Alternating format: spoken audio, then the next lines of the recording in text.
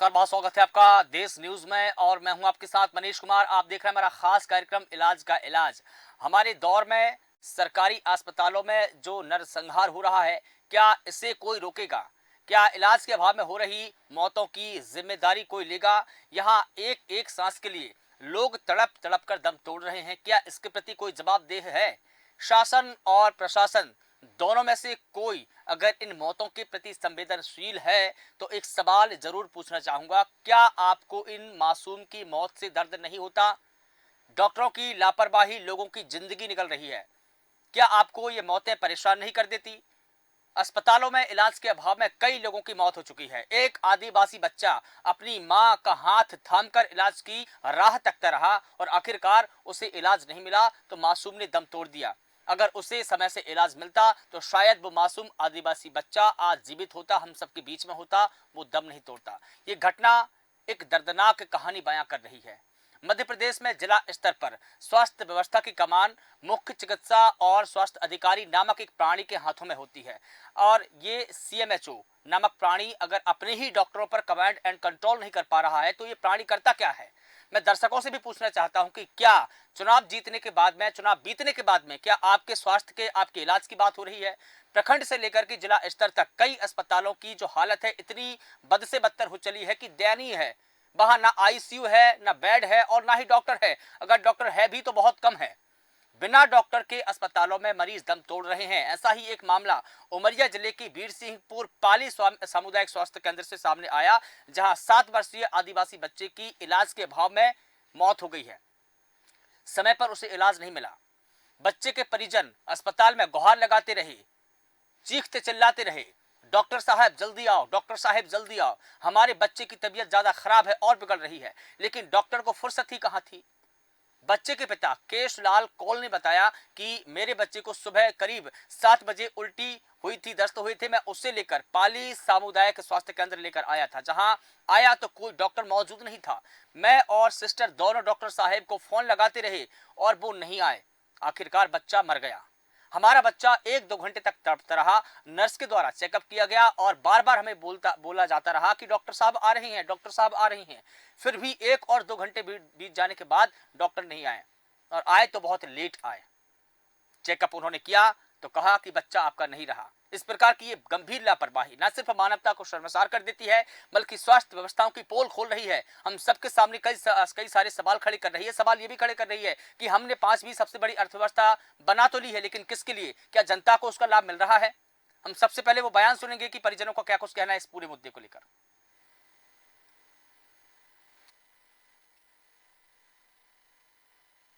तो ये लेके आए तो कोई डॉक्टर नहीं था, नर्स थे। नर्स ने फोन किया डॉक्टर को, बोल रहे हैं आ रहे हैं। जब तक मैं आते तब तक में हमारा बच्चा नहीं था। डॉक्टर आए, फिर चेक किए, फिर हमको बताया कि डॉक्टर कि बच्चे खत्म हो चुके हैं। कितने समय तक हॉस्पिटल में बच्चे थे? ये 1 से 1.5 घंटे तक। डॉक्टर नहीं आया?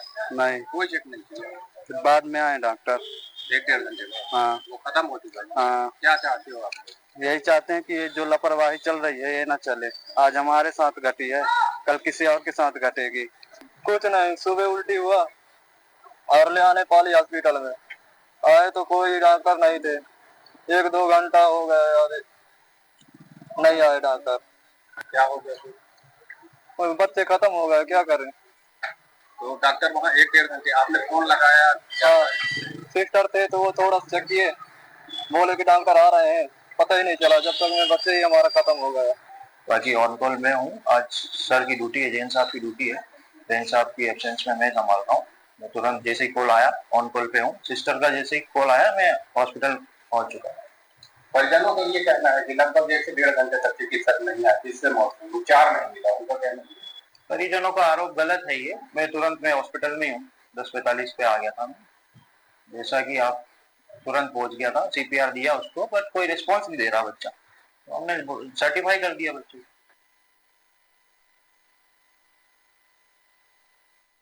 डॉक्टर के भी बयान सुने और जो बच्चे हैं उनके परिजनों के भी बयान सुने। कहीं ना कहीं लापरवाही तो हुई है, लेकिन इस बात का पता लगाना कठिन हो जाता है कि लापरवाही कितनी भयंकर है, किसकी है, कौन कौन की है, कौन कौन इसमें शामिल हो सकता है। क्योंकि जिस प्रकार से सरकारी अस्पतालों की दयनीय अवस्था हम देख रहे हैं, ना सिर्फ मध्य प्रदेश में बल्कि देश के कई राज्यों में भी यही कमोबस हालात है सरकारी अस्पतालों के, जहां पर इलाज के नाम पर किस प्रकार का यहाँ पर इलाज होता है, किस प्रकार का ट्रीटमेंट यहाँ पर परिजनों को दिया जाता है, मरीजों को दिया जाता है, ये सच्चाई आप जान चुके होंगे।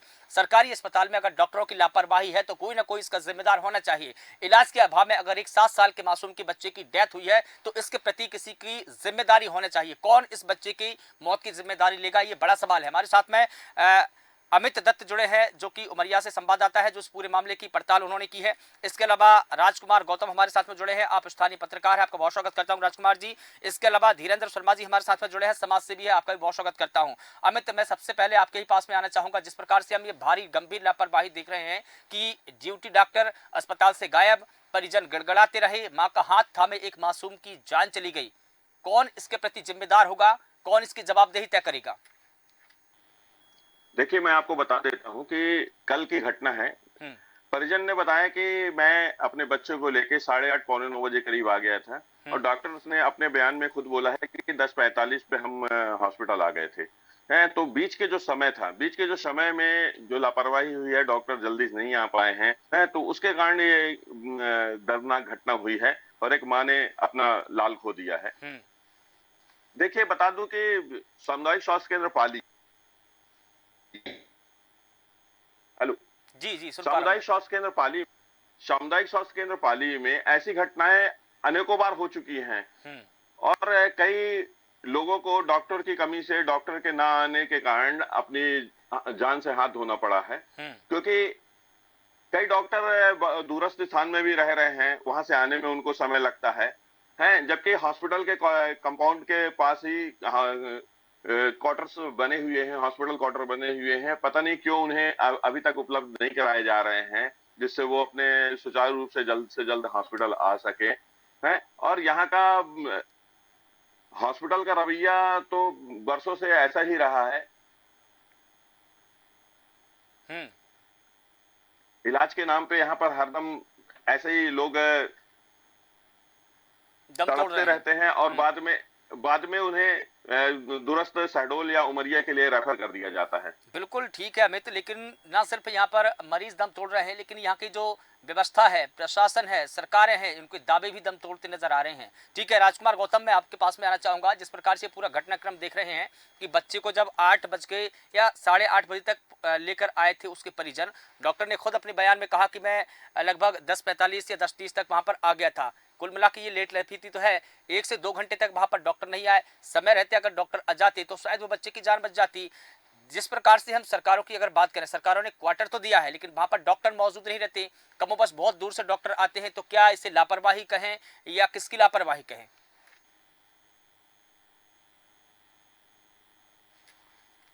राजकुमार जी, आवाज सुन पा रहे हैं मेरी? लगता है राजकुमार जी से संपर्क नहीं बन पा रहा है। धीरेन्द्र शर्मा जी, क्या मेरी आवाज सुन पा रहे हैं?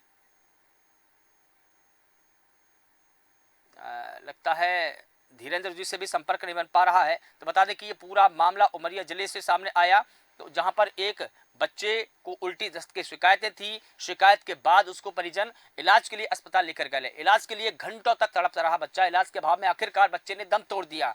ये पूरा मामला आपको बता दें कि उमरिया जिले के जो आदिवासी बहुल क्षेत्र है वीरसिंहपुर पाली, वहां के सामुदायिक स्वास्थ्य केंद्र का ये पूरा मामला है। धीरेन्द्र शर्मा जी, क्या मेरी आवाज सुन पा रहे हैं आप? धीरेन्द्र शर्मा जी, मेरी बात सुन पा रहे हैं आप? राजकुमार जी, क्या आप मेरी बात सुन पा रहे हैं? लगता है दोनों जो हमारे गेस्ट जुड़े हुए हैं उनसे हमारा संपर्क नहीं बन पा रहा है। लौटकर कि अमित, मैं आपके ही पास आ रहा हूं। जिस प्रकार से हम सीएमएचओ की बात करते हैं, ये एक प्राणी ऐसा है जिसकी जिम्मेदारी होती है पूरे जिले की स्वास्थ्य व्यवस्था की, पूरे डॉक्टरों की, सामुदायिक स्वास्थ्य केंद्र की, और जितने भी वहां पर अधिकारी कर्मचारी है स्वास्थ्य विभाग से संबंधित, सभी की जिम्मेदारी इन्हीं प्राणी के अंतर्गत आती है। ये प्राणी आखिर करते क्या है? जब ये अपने ही डॉक्टरों पर लगाम नहीं लगा पा रहे हैं तो ये करते क्या है? देखिए, घटना जैसे घटित हुई थी, हमने सीएचएमओ साहब को फोन लगाया था वहां पर कि ऐसी ऐसी घटनाएं हो गई हैं और डॉक्टर वहां पर टाइम से मौजूद ना होने के कारण आज एक बच्चे ने अपनी जान खो दी और एक माँ ने अपना लाल खो दिया है। हम जब वहां पर पूरे मीडिया कर्मी कल वहां पर मौजूद थे और मीडिया कर्मियों के साथ अभद्र व्यवहार भी डॉक्टर ने किया है। हमारे एक मीडिया कर्मी दीपक विश्वकर्मा का मोबाइल भी छीनने की कोशिश की है, उनके साथ हाथापाई करने की कोशिश की है कल ऑन ड्यूटी डॉक्टर ने, जिनने बताया कि अभी मैं ऑन ड्यूटी था। है उसकी शिकायत कल हमने थाने में भी हमने सभी पत्रकारों के द्वारा करवाई गई है। तो हॉस्पिटलों में मीडिया कर्मी के साथ भी ऐसा अभद्र व्यवहार किया जाता है और डॉक्टरों के द्वारा। तो अब आप देख लीजिए, जब हम जैसे मीडिया कर्मियों को नहीं छोड़ा जाता है वहां पर, तो गरीब जो दूरांचल से आते हैं, गरीब आते हैं और जो बोल नहीं पाते सही रूप से, उनके साथ कैसा व्यवहार किया जाता होगा। और देखिए यहाँ पर जैसा कि आपने बताया कि स्वास्थ्य केंद्र में आए दिन ऐसी घटनाएं होती है, डॉक्टर जो है समय पर ड्यूटी पर नहीं पहुंच पाते, कहीं ना कहीं इनके पीछे कोई ना कोई राजनीतिक रसूख तो होता ही है और बिना राजनीतिक रसूख के चलते वो इस प्रकार की गंभीर लापरवाही नहीं करते। अगर है तो क्या आपको नहीं लगता कि ऐसे लोगों पर कड़ी कार्रवाई होनी चाहिए? देखिए, कई डॉक्टर्स आप पाली सामुदायिक स्वास्थ्य केंद्र में डॉक्टर्स ऐसे हैं जो 28 सालों से अपनी जड़ें जमाए हुए हैं। आज तक उनका तबादला कहीं भी किसी दूरस्थ स्थान या कहीं भी नहीं हुआ है। अगर हो भी जाता है तो 15-20 दिन, महीने भर के अंदर फिर वो वापस आ जाते हैं। है और सबसे बड़ी बात यह है कि जो डॉक्टर्स आज यहाँ पर ड्यूटी पे हैं, कहीं ना कहीं शासन ने इतनी सारी सुविधाएं दे के रखी हुई है, शासन द्वारा इतनी सुविधाएं दी गई हैं, लैब खोले गए हैं, बड़ी बड़ी मशीनें लगाई गई हैं और महंगी आधुनिक मशीनें लगाई गई हैं जो खून को टेस्ट करने के लिए और अन्य बीमारियों के टेस्ट करने के लिए खोली गई हैं। तो ऑन ड्यूटी डॉक्टर के द्वारा ये बोला जाता है कि आप बाहर से टेस्ट करवा लीजिए क्योंकि यहाँ की रिपोर्टिंग अच्छी नहीं आती है। तो शासन ने अगर इतने करोड़ रुपए खर्च किए हैं तो क्यों बाहर से आमजन को बाहर से ब्लड टेस्ट के लिए कहा जाता है? ठीक है, ये समझ पाना मुश्किल हो रहा है। बिल्कुल ठीक है। मनु उपाध्याय जी हमारे साथ में जुड़े हुए हैं, आप प्रत्यक्षदर्शी हैं सर, आपका बहुत स्वागत करता हूं। उस दिन पूरा घटनाक्रम क्या हुआ था मनु जी? मनु जी मेरी आवाज सुन पा रहे हैं आप?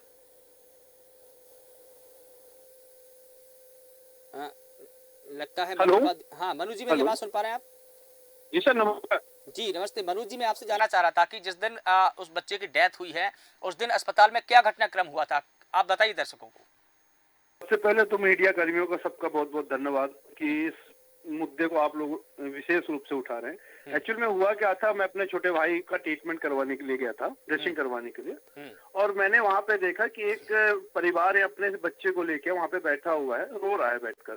तो कई बार तो मैंने वहाँ पे जो भी मौके पे मौजूद थी नर्स थी, उनसे मैंने निवेदन किया कि क्या हुआ, डॉक्टर कहाँ पे है? तो उन्होंने बोला कि डॉक्टर को भैया हमने फोन किया है और डॉक्टर आ रहे हैं। हेलो, हाँ मैं सुन पा रहा हूँ आपको। जी सर। तो उसके बाद में फिर मैंने डॉक्टर सर को फोन किया तो बोले भैया अभी मैं नहा रहा हूँ, मैं आता हूँ। जिनकी ड्यूटी नहीं थी उनको मैंने कॉल किया था और जिनकी ड्यूटी थी वो जहाँ पे हॉस्पिटल है वहां से लगभग 3 से 4 किलोमीटर दूर रहते हैं। अब देखने वाली बात यह है जिनकी ड्यूटी जिस टाइम पे रहती है कम से कम उनको तो अवेलेबल होना चाहिए। तो अच्छा जैसा आपने बताया कि जिस डॉक्टर को आपने फोन किया था उनकी ड्यूटी नहीं थी, लेकिन जिसकी ड्यूटी थी क्या वो समय पर आए थे वहां पर? नहीं आए थे सर। उनकी ड्यूटी कितने बजे से लगाई गई थी? अब ये तो सर विभागीय काम है, वो विभाग की तरफ से पता चलेगा। नॉर्मल ऑफिस तो 10 बजे से ही ओपन हो जाता है। जी सर। अच्छा, जिस वक्त बच्चे को वहां पर लाया गया था, आप बता रहे हैं उस वक्त बच्चे की हालत कैसी थी, गंभीर थी या बच्चा स्वस्थ था, कैसा था? तो ये देखा परिवारजनों ने जिस तरीके से बताया कि जब हम बच्चे को लेकर आए हैं तो बच्चा हमारा जीवित था, सांस चल रही थी। क्योंकि मैं भी अपने भाई के ट्रीटमेंट के लिए गया था वहाँ पे। सर नहीं तो इसके अलावा और कोई वहाँ पर ड्यूटी डॉक्टर के अलावा कोई नर्स वगैरह या कोई और जो स्पेशलिस्ट डॉक्टर है क्या वो भी नहीं? पूरी हॉस्पिटल में सर वर्तमान समय में जब मौके पे मैं मौजूद था तो ड्रेसिंग करने वाला एक व्यक्ति और नर्स वहाँ पे अवेलेबल थे, सफाई कर्मचारी थे, जिम्मेदार अधिकारी वहाँ पे कोई भी नहीं था। क्या नर्स ने चेकअप वगैरह किया था बच्चे का? सॉरी सर, एक बात और मैं आपको बताना चाहूंगा। जो हमारे यहाँ के बीएमओ सर थे वो शायद छुट्टी में थे और जिनकी ड्यूटी थी वो कल के दिन में वो बीएमओ के पद पे तैनात थे। लेकिन तैनाती होने के बाद भी छुट्टी पर थे वो? जी सर। ठीक है, ठीक है, मैं आपके पास में आऊंगा मनु जी लौट कर के। राजकुमार गौतम जी मेरी बात सुन पा रहे हैं आप? जी बिल्कुल। राजकुमार जी, दरअसल ये पूरा घटनाक्रम जो हम देख रहे हैं, ये लापरवाही नहीं बल्कि गंभीर प्रकार की लापरवाही है। डॉक्टर अगर समय पर वहाँ पर होती तो एक मासूम बच्चा दम नहीं तोड़ता, एक आदिवासी बच्चे की जान नहीं जाती। अब वहाँ पर एक नर्स और जो ड्रेसिंग करने वाले व्यक्ति हैं, उनके भरोसे पूरा अस्पताल चल रहा है। अब ऐसे में लोगों को माकूल इलाज कैसे मिलेगा? ऐसे में तो जो मरीज है दम तोड़ते रहेंगे। जी मनीष जी, बिल्कुल बहुत बहुत धन्यवाद पहले आपके चैनल का इस मुद्दे को प्रमुखता के साथ उठाने के लिए। देखिए मनीष जी, ये जो घटनाक्रम है, ये जो कल की घटना हुई है, हृदय विदारक घटना है। हम्म। उमरिया जिला पूरी तरह से आदिवासी जिला है और खासकर पाली ब्लॉक पूरा जो ब्लॉक है आदिवासी ट्राइबल से ब्लॉक के नाम से जाना जाता है और है भी। अब ये जो कल की घटना है मनीष जी, मैं आपको बता दूं कि सुबह 6 बजे परिजनों का कहना था, उनसे जैसा कि आपने दृश्य में दिखाया भी होगा अपने चैनल के माध्यम से, माँ किस प्रकार से चिल्ला रही है, रो रही है, चीख पुकार कर रही है डॉक्टर के लिए, लेकिन डॉक्टर नहीं आए। मात्र नर्सों के सहारे, अन्य कर्मियों के सहारे इतना बड़ा जो पाली सामुदायिक स्वास्थ्य केंद्र है वो चल रहा है। यहाँ कहने को तो 3 से 4 डॉक्टर है, लेकिन कल की घटना को देख के मुझे लगता नहीं है कि 3 या 4 डॉक्टर हैं। डॉक्टर हैं होके भी नहीं, मतलब कि कल की जो घटना है, कल मैं और बहुत सारे चैनलों के माध्यम से खबरें देख रहा था, उसमें एक मुख्य चिकित्सा अधिकारी जो जिम्मेदार कहें इस विभाग के, उन्होंने एक चैनल में मैंने सुना कि उनका कहना था कि ये जो घटनाक्रम हुआ है, ब्रॉड डेट लेके आया हुआ था बच्चे को। जब वो बच्चा पाली सामुदायिक स्वास्थ्य केंद्र पहुंचा तो ब्रॉड डेट मैं इस चैनल के माध्यम से, आपके माध्यम से, मैं मुख्य चिकित्सा अधिकारी ने जो बयान दिया है, मैं पूछना चाहता हूँ कि उमरिया में बैठे थे आप और वहां बैठे बैठे आपने क्लीन स्वीप दे दी। आपने मुनासिब नहीं समझा कि इतनी बड़ी जो घटनाएं हर संस्थान दिखा रहा, लोग इसके लिए सोशल मीडिया पर लिख रहे हैं, हर एक जन चाहता है कि जिम्मेदार पर कार्रवाई होनी चाहिए, क्योंकि वो मासूम तो रह नहीं गया, लेकिन जो इसका जिम्मेदार है उस पर कार्रवाई हो। इसको लेकर के समाज से भी सभी स्थानीय पत्रकार, अन्य लोग चाह रहे हैं कि इस पर जांच होनी चाहिए, निष्पक्ष होनी चाहिए। लेकिन मैं आपको बता दूं, जैसा कि मैंने बताया, मुख्य चिकित्सा अधिकारी का बयान सुन रहा था, बड़ा ही तर्कहीन था। वो मोबाइल पे उन्होंने बयान दिया कि लड़का ब्रॉड डेट लेके आया हुआ। मैं उनसे पूछता हूँ कि आपने किस आधार पर कैसे फैसला कर दिया कि बच्चा वहां ब्रॉड डेट पहुंचा, जबकि मैंने स्वयं, मैं भी घटनास्थल पे कुछ देर बाद पहुंचा था और मैंने देखा कि उसकी माँ किस प्रकार से रो रही थी, चिल्ला रही थी। मनीष जी, मुझे तो नहीं लगता है कि कोई माँ या कोई पिता या कोई परिजन इस समय में अगर वो चिल्ला रहा है, जो चीज अपने हृदय से बयां कर रहा है रोते रोते, मुझे लगता है उससे बड़ा सत्य तो मैं किसी को नहीं मान सकता और होगा भी नहीं। और क्योंकि उसकी जो माँ रो रही थी, मुझे किसी ने बरगलाया नहीं था, किसी ने उनको बोला नहीं था कि आप ये कहिए कि डॉक्टर नहीं आए थे। वो अपने हृदय की घटना, अपने हृदय के अंदर की आवाज को अपने रुदन गले से बयां कर रही थी। इससे स्पष्ट जाहिर होता है मनीष जी की निश्चित ही है जो मासूम 7 वर्ष की बच्चे की मौत हुई है, इसका जिम्मेदार निश्चित ही पाली सामुदायिक स्वास्थ्य केंद्र में पदस्थ ड्यूटी डॉक्टर को मैं मानता हूँ। और मैं मांग करता हूँ जिले के कलेक्टर से, महोदय से और जिले के जो मुख्य चिकित्सा अधिकारी की इस मामले में निष्पक्ष जांच करें। ठीक है धीरेन्द्र शर्मा जी, मेरी आवाज सुन पा रहे हैं आप? देखिए, जिस प्रकार से राजकुमार गौतम जी पूरा घटनाक्रम बता रहे हैं और उन्होंने ये भी बताया कि जिस प्रकार से सीएमएचओ के पास में जब कुछ मीडिया कर्मी जाते हैं तो उनके साथ भी धक्का मुक्की करते हैं, गलत व्यवहार करते हैं, अमानवीयता बरतते हैं। पूरी तरीके से हम ये देखें कि सरकारी अस्पतालों में हमारे दौर का जो नरसंहार चल रहा है, इसके लिए किसी न किसी की जिम्मेदारी तो तय होनी चाहिए। सीएमएचओ का जो व्यवहार है कहीं ना कहीं वो तो अमानवीय है ही। क्या लगता है आपको कि जिला कलेक्टर को इस पूरे मामले में स्वतः संज्ञान लेने चाहिए? क्योंकि संज्ञान तो लेते नहीं है, स्वतः संज्ञान ले लें।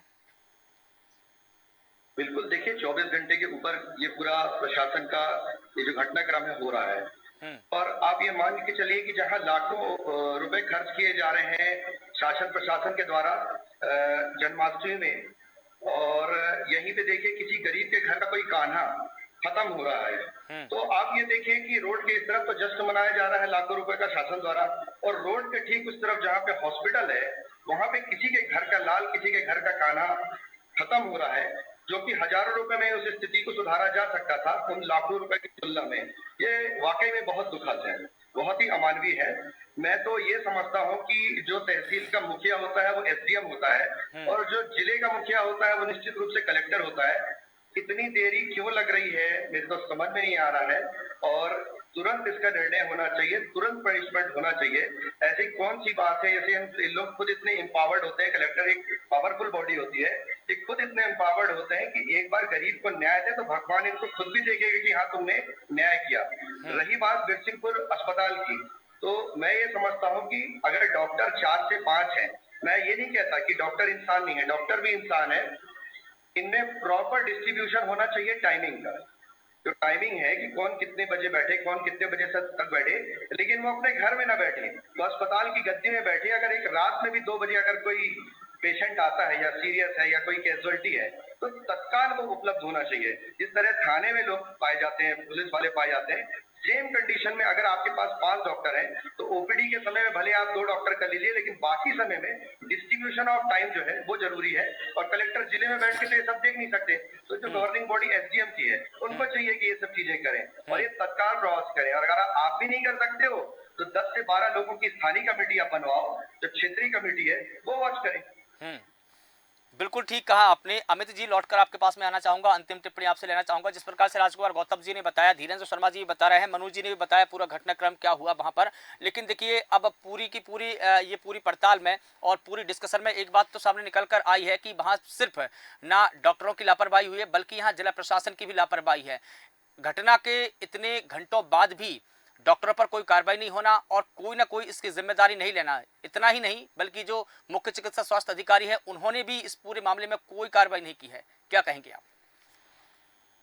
देखिए, अभी तक तो शासन प्रशासन के द्वारा किसी प्रकार की कोई कार्रवाई नहीं की गई है और न ही कोई बयान आए हैं, न सीएचएमओ के द्वारा आए हैं, न ही जिला कलेक्टर के द्वारा आए हुए हैं और न ही यहाँ से प्रशासन ने अभी तक कोई इस बात को संज्ञान में लिया हुआ है।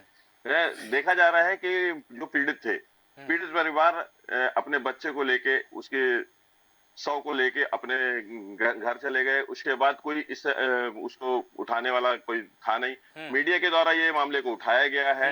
मीडिया को ये भी बोला गया कि अभी जो कलकत्ता कांड हुआ है उसको लेकर जो अस्पताल है इनके कानून बदल रहे हैं, तो इसमें आप लोग को ज्यादा वो नहीं होना चाहिए। तो मतलब जहां तक देखा जाए कि एक धमकी भरी वो बोली जा रही है कि नए कानून आ रहे हैं हॉस्पिटल को लेके। मतलब हॉस्पिटल प्रशासन कुछ भी करते रहेगा, उसमें कोई आवाज ना उठाए तो वो सही होगा। और हॉस्पिटल प्रशासन अगर कोई आवाज उठाता है, खिलाफ आवाज उठाता है, तो वो मतलब इस ठीक है। राजकुमार गौतम जी, आप कुछ कहने की कोशिश कर रहे थे, 30 सेकंड आपको भी देता हूँ चलते चलते। मैं ये कहने की कोशिश कर रहा था कि ये जो घटना है इसके बारे में मैं लास्ट में बताना चाह रहा हूँ कि जब परिजन आक्रोशित हो गए और जब ये अस्पताल प्रबंधन जो ड्यूटी डॉक्टर ने देखा कि अब ये आक्रोशित हो रहे हैं, तो उल्टा उन्होंने पाली थाने में फोन करके पुलिस बुला करके और वो आगे इस चीज की कहीं भी कुछ शिकायत या कुछ चीज की मांग न कर पाए, इसको लेकर के पुलिस बुलाया गया और उन गरीब आदिवासियों को पुलिस के सहारे धमका के, डरा के और उनके जो बच्चा था, मृतक बच्चा था, उनको वापस उनके घर भेज दिया गया। निश्चित ही अगर वो रहते पीएम होता तो निश्चित ही कुछ न कुछ सामने जो घटनाक्रम में निकल के आता। इस प्रकार का दबाव, एक तो लापरवाही, ऊपर से दबाव बनाया गया। मैं चाहता हूं, मांग करता हूं सिस्टम से कि इस घटना का पूरी तरह से निष्पक्ष जांच होनी चाहिए मनीष जी। और मैं आपको बता दूं कि जी बिल्कुल ठीक है। आप सभी का बहुत शुक्रिया इस पूरे मुद्दे पर बात रखने के लिए, क्योंकि वक्त हो चला है, इसलिए इस पूरी परिचर्चा को यहाँ पर विराम देना होगा। तो सरकारी अस्पताल में डॉक्टर की कितनी गंभीर लापरवाही, जहां इलाज के अभाव में एक 7 साल के मासूम बच्चे की जान चली गई है। लापरवाही ने एक बच्चे की जान ले ली है, आदिवासी बच्चे की। सोचिए वहां का हेल्थ सिस्टम कैसा होगा, वहां के डॉक्टर कितने लापरवाह है, कितने बेपरवाह है, जो अपनी ड्यूटी भूल गए, बल्कि मानवता को भी भूल गए। उसके परिजन बच्चे के गिड़गिड़ाते रहे, बच्चे का हाथ जो माँ के हाथ में था, माँ का हाथ थामे मासूम ने जान दे दी। ऐसे में बड़ा सवाल न सिर्फ जिला प्रशासन पर है, बल्कि स्वास्थ्य विभाग से भी है। क्या इस पूरे मामले में डॉक्टरों पर कोई कार्रवाई होगी? फिलहाल देश न्यूज के खास कार्यक्रम में बस इतना ही। देश और दुनिया की तमाम के लिए आप लगातार बने रहिए देश न्यूज के साथ। नमस्कार।